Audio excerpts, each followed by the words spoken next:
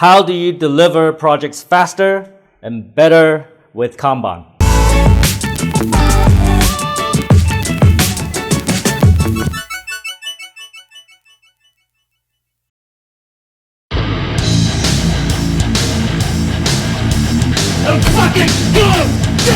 Take fucking action! Subscribe now! I am in the office on a Sunday. I don't have weekends. I work every day, as I should be. Today we're going to talk about KanBan and how it can help you deliver projects faster and better. So I am not going to talk too much about the theory because this channel is about taking fucking action. So I'm going to give you all the information you need to deliver results fast.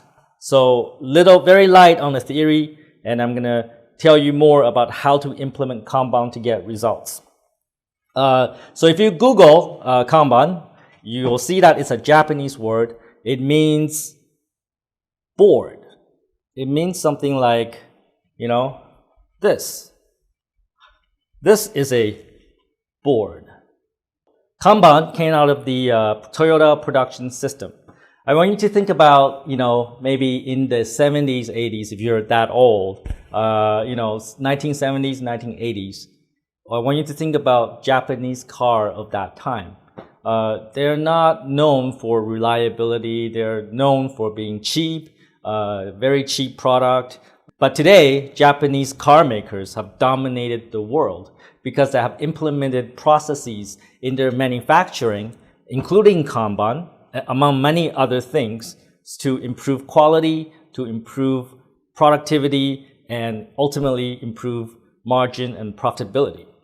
The Toyota production system basically helped Japanese car makers dominate the car industry, and today the biggest car manufacturers are Japanese, not American, because of the system and processes they have implemented, including KanBan and including just-in-time. So this is something that if you implement well in your company, in your teams, you can get very, very good results from it. And over the last 20 years, I've used KanBan to a lot of success. The teams that use KanBan have produced a lot of results. I will talk more about how to make your team produce results with KanBan. So let's start with a project, right? So what is a project? A project is something that you want to deliver to get results, right? So for example, you want to launch a marketing campaign. You want to launch a advertising campaign on Facebook or Google, and it requires a lot of work before it can be launched. So for example, to launch a campaign, you need to have copywriting. So you need people writing the words, and you need graphics artists to design the pictures. You need the web developers to build the website, the landing page. You need people to run the Facebook and Google campaign. And finally, you have to do data analysis, look at the results, see how we can improve before we do the next campaign. Okay, so there's a lot of work involved in a marketing campaign. So what you do is you take that project, you break it down into small pieces. So there's a task, to write the copywriting. So there is a task for doing graphics design. So there's a task for building website landing pages. And there's a task to run the campaign in Facebook. There is a task for launching GDN campaigns. And there's a task for data analysis, so on and so forth. You break the project down into little pieces. And then those little pieces become tickets on your KanBan board. So let me show you what that looks like, right? So, everything that I talk about in my videos, I don't just talk about it like in theory. Everything I say, I actually do, because unlike you fucktards, I take fucking action. Everything I say, I make it happen, I execute, I implement it. So this is what we have. So for this department, we have, all these tickets. So we can zoom in, we can see that, each ticket is a task, right? So this is under the not started section. So all of these work have not been started, right? So when somebody's ready, they would take a ticket. So let's say Bob is free. So Bob will say, hey, I want to write a blog. So he put the blog ticket into the in progress column here. So, and he would put his name here, Bob. So we know that Bob is working on it, right? And then each person in the team would grab a ticket and put it into the in progress column. So that way, I'm going to move this ticket back.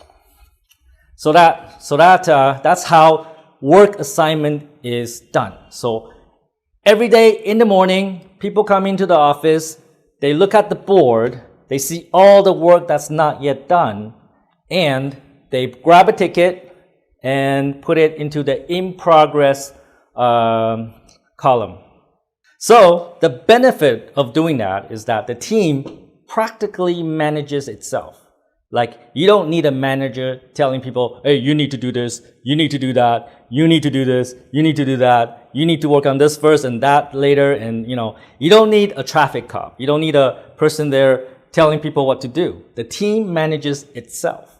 So what happens if, let's say, somebody works on a ticket and he cannot continue because he was blocked? Let's say he was working on the graphic design, but the copywriting is not ready, so he cannot continue forward. So what happened is that if the ticket is in progress and Bob cannot continue on this ticket anymore because it was blocked, maybe he's waiting for somebody else to finish something first before he can continue. So what he does is that he put the ticket into this section called blocked, right?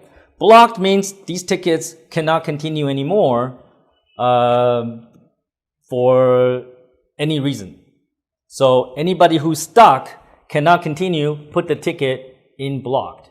So the manager would monitor this thing here. So if any tickets gets blocked, the manager will need to look at it and figure out, how to unblock this work. So that's great. So we know how to break down a project into small tickets. People can assign those tickets to themselves. Self-managing team.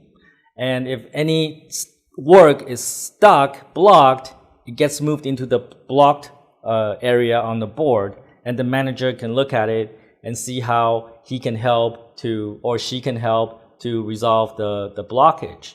So in our company, once the work is completed, we have another column called review. Let me show you that. So let's say Bob is finished with this work, right? Then he can take this work into the review section, right?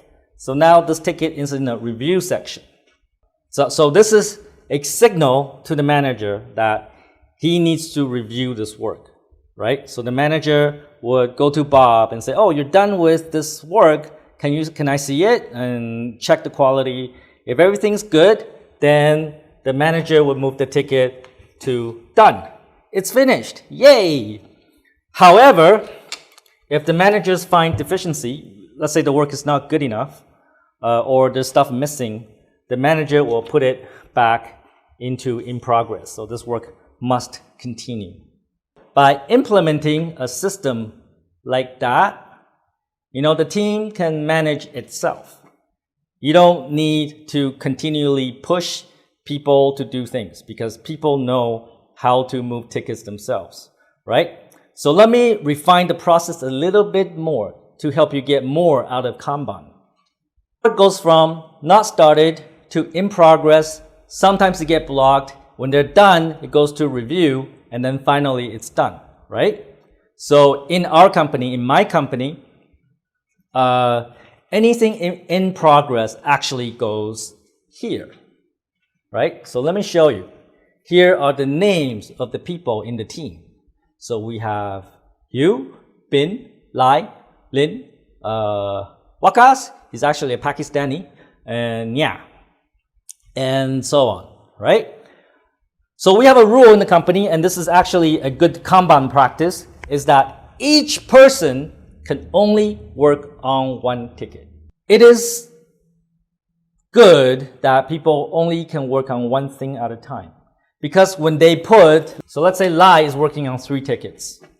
That is a fucking lie, because the human brain cannot work on 3 things at the same time.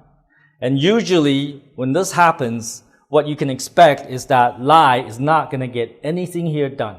You don't really know what Lai is working on, because she's working on 3 things. So people use this as an excuse for not completing their work. When you only have 1 ticket at a time, then you know exactly what they're working on.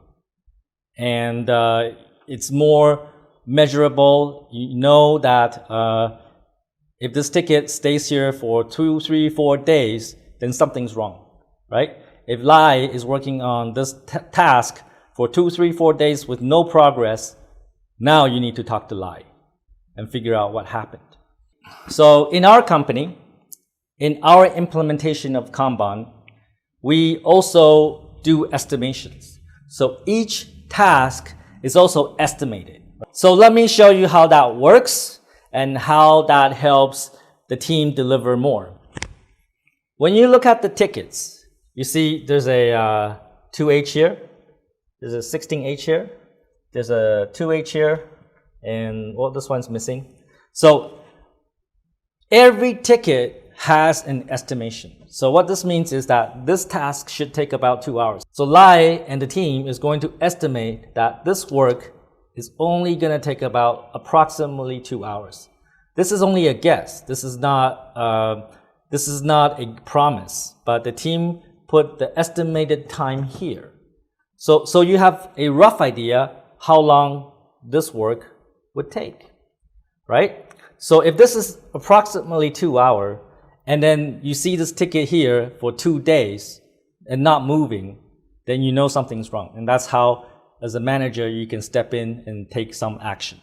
So as you can see, the in-progress board have names on it. Each person can only take 1 ticket, and each ticket has an estimated time to finish. And the manager, the person responsible for the team, should continuously monitor this board, right?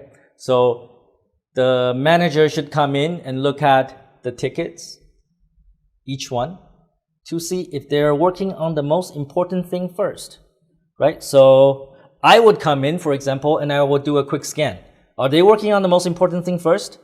If not, then the manager has to make adjustments. Let's say you have a very critical workshop that you have to deliver next week. But Nia is working on something for, the next 3 months. Then you need to prioritize. So you need to pull Nia back and pull him to something more important. So this is when you talk to Nia and say, hey, you should not be working on this. This is not as urgent. So can I ask you to work on this one instead? This is more urgent. We need to get this done like this week. Otherwise, we cannot deliver our workshop, right? So you are using this board to check that people are working on the most important thing first. So let me summarize. Projects are broken down into tasks, and tasks are little stickers on the board. And people self-assign tickets to themselves. They move into in progress. Each person can only work on 1 ticket at a time, not more than 1. And when they're done, the work goes into the review section, and the manager can review the work. And if the work is good, then it moves into the done column. And if the work is not acceptable, it goes back to in progress, which is here. And remember, only 1 ticket at a time here. So if they're working on something else already, that work goes back to not started. The manager of the team has 2 important things to monitor. 1, what is blocking? Anybody with tickets that are blocked, they cannot move forward anymore.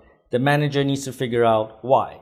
And the manager needs to look at the in progress section to make sure that people are working only 1 ticket at a time, and that they are working on the most important thing first.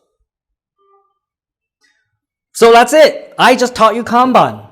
I taught you Kanban in 10 minutes, right? It's really, really simple. And if you implement it, then you're going to see results. I've done this for many, many, many teams over the last, I would say 10 years or more. And, you know, I always see great results from teams that implement this system. And it's a very simple system to implement. You don't need to buy any software. People manage themselves. And it's very cheap to implement. All you need is a board and stickies. That's it. However, not every Kanban implementation is successful. And sometimes when you implement Kanban, it'll fail. And that failure usually comes from your team members don't want to do it, right? Why we should do this? Oh, why we should do this Kanban thing? It's stupid, right? The real reason they don't want to do it is because now Kanban makes work very visible. You know exactly what each person is working on. There is no secret projects, no hiding of work. It is so fucking transparent. It's so clear what the team is doing. It's so clear, you know, what work has to be done. It's so clear what work has already been done by who. And it's so clear what work manager has to, you know, review. And it's so clear what work is stuck, right? When you have a board like this, the whole team, the whole company, the CEO can walk down here and figure out what the hell is going on with this fucking team, right? It's so fucking clear. And that's why sometimes people don't like that. Sometimes employees don't want people to know what the hell they're doing because that means they can fake work, right? They cannot be lazy, right? When the employees don't want to implement Kanban and they're fighting against it, they resist it, they try to derail the initiative, then it will fail. And as the manager, as the leader of your company, you have to make a choice. Do you want to make Kanban work or do you want to keep your shitty employees, right? So my suggestion to you is do Kanban. It's guaranteed to work. If your team members don't want to do it, ask them to work for another company. And then you will find success. And you will see that your projects gets delivered really, really fast, very, very high quality, and you will be so impressed with your team. And everybody's happy because your employees will see how much they can do and how much they can deliver, and that the work that they do is really important to the company. They can see it all on the board, right? And everybody's happy. Don't be a fucktard and take fucking action. Implement Kanban.